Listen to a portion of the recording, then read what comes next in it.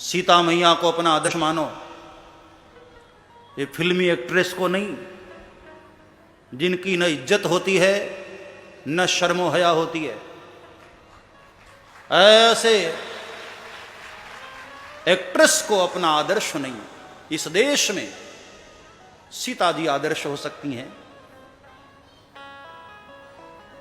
माताएं देवी रूप होती हैं और देवियों की पूजा करते हैं हम भारतवासी। हाँ,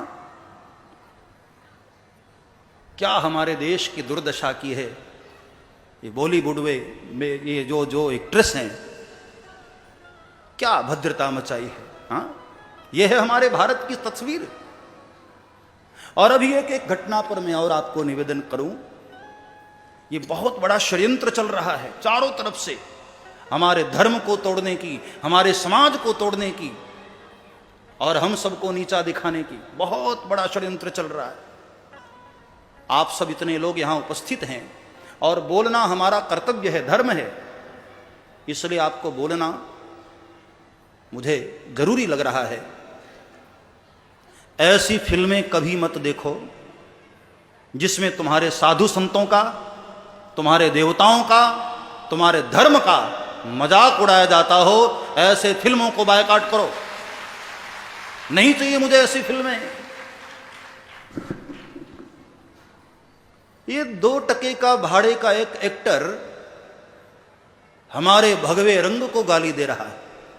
हाँ, तिरंगे में एक रंग भगवा भी है, केसरिया भी वो रंग है, वो भूल गया है। अभी बड़ा चारों ओर इस बात की चर्चा है। हमें आपत्ति सिर्फ उस एक शब्द से है, बेशर्म रंग। भगवा बेशर्म रंग नहीं हो सकता है साहब। तिरंगे की शान बढ़ाता है वो रंग बेशर्म नहीं हो सकता है। हां, इस गीत को जिस पर फिल्माया गया है ना, वो महाशय सबसे बड़ा बेशर्म है। क्योंकि कहा था उसने, क्यों बेशर्म है सुन लो।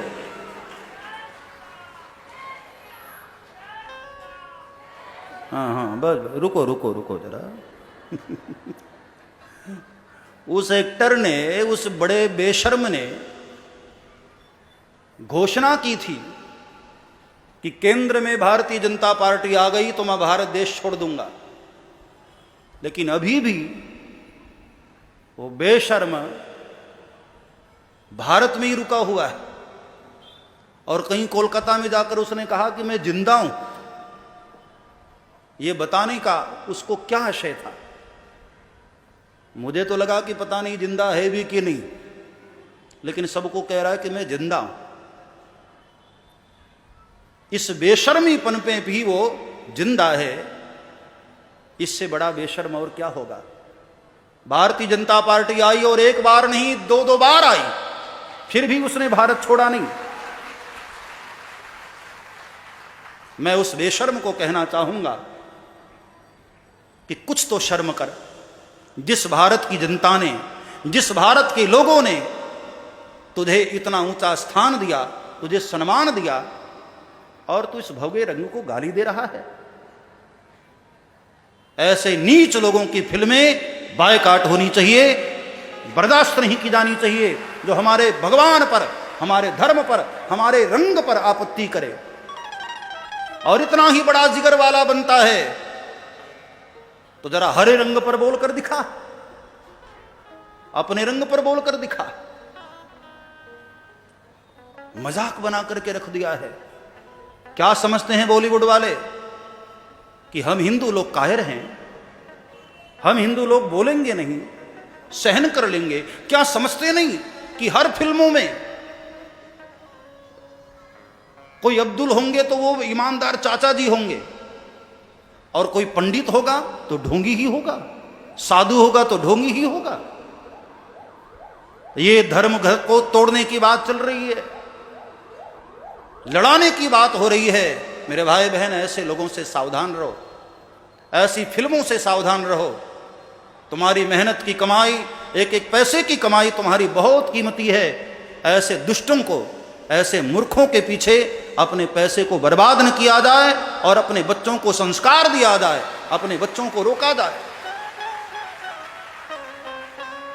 इतना बड़ा वो बेशर्म है, आपको शायद उसके विषय में पता न होगा। रहता है भारत में और चैरिटी करने जाता है पाकिस्तान में। पाकिस्तान के लोगों के लिए वो चैरिटी करता है। रहता है भारत में, कमाता है भारत से, लेता है भारत से, खाता है भारत का, लेकिन गुणगान गाता है पाकिस्तान का।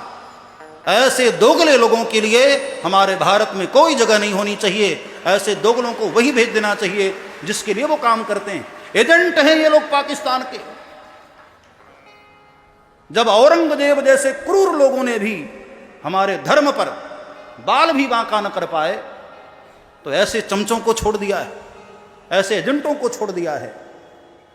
मैं भारत के युवाओं को प्रार्थना करूं कि ऐसे मूर्खों को अपना आदर्श मानने से अच्छा है भगवान राम को आदर्श मानो, हमारे महाराणा प्रताप को, हमारे शिवाजी महाराज को अपना आदर्श मानो। ऐसे 2 टके के लोगों को आदर्श मानते हो, सिर मोर बना करके रखे हो। मैं भारत की युवा पीढ़ी को प्रार्थना करूं, ऐसे लोगों से सावधान रहो। ये लोग हमारे देश में रहते हैं, हमारा ही खाते हैं और हमारे पीछे ही भीतरघात करते हैं, नफरत करते हैं लोग हमसे। इसलिए ऐसे लोगों से हमें सावधान होना चाहिए।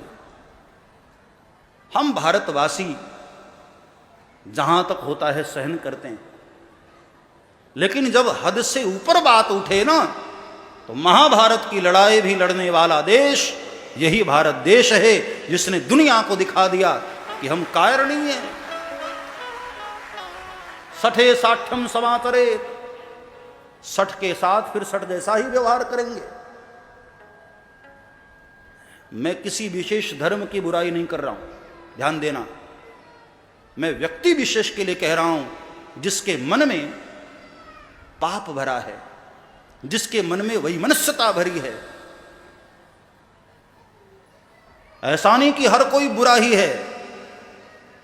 अब्दुल कलाम जैसे राष्ट्रपति भी हमारे देश के हुए जिन्होंने भारतवर्ष के लिए कुछ किया। डॉक्टर एपीजे अब्दुल कलाम साहब, ऐसे लोगों को वंदन भी करता हूं मैं। लेकिन ऐसे दुष्टों को, जिनके मन में जहर भरा हुआ है, ऐसे लोगों को हमारे भारत में कोई स्थान नहीं होना चाहिए। मैं सोशल मीडिया के माध्यम से देश के युवाओं को प्रार्थना करूं कि ऐसे मांसाहारियों को, जिनको पैसे मिले तो कपड़े नहीं, कुछ उतारने को जो तैयार हो जाते हैं, ऐसे लोगों को अपना आदर्श मानते हो। शर्म आनी चाहिए देश के युवाओं को। आदर्श मानना है तो सरदार भगत सिंह को अपना आदर्श मानो, जिसने भरी युवानी में अपने आप को राष्ट्र पर कुर्बान कर दिया। क्या वीर पुरुष रहा होगा, हां? ऐसे महापुरुषों को अपना आदर्श मानो। अरे ऐसे कर्म करो मेरे भाई, तुम्हारी मां की कोख भी धन्य हो जाए। भगत सिंह की माता भी अपने कोख पर गर्व करती होगी कि मैंने ऐसे भगत सिंह को जन्म दिया जिसने राष्ट्र में अपना नाम अमर कर दिया। और जो लोग ऐसे एक्ट्रेस को, ऐसे एक्टर को अपना आदर्श मानकर फटी हुई जींस पहनकर घूमते हैं, उनकी मां को क्या लगता होगा कि मैंने कैसा मूर्ख पैदा किया है।